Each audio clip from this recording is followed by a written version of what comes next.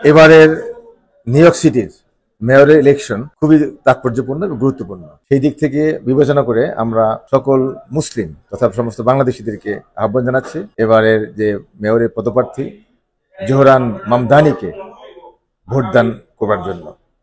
কারণ জোহরান মামদানি ইতিমধ্যেই তিনি প্রমাণ করেছেন যে তিনি সকল নিউ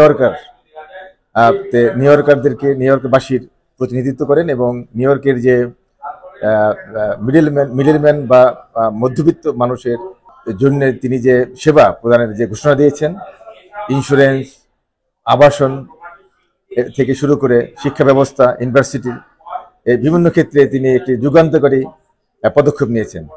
তিনি বলেছেন যে যারা বিলিয়নিয়ার তাদের ট্যাক্স বাড়াবেন এবং যারা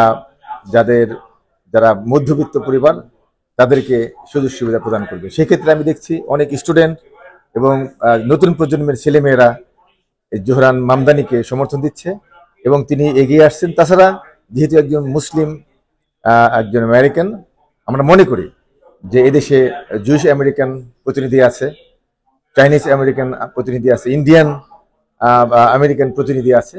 আমরা মুসলিম আমেরিকান একজন ভালো প্রতিনিধি, বিশেষ করে নিউ ইয়র্কের মেয়র হিসেবে আমরা দেখতে চাই।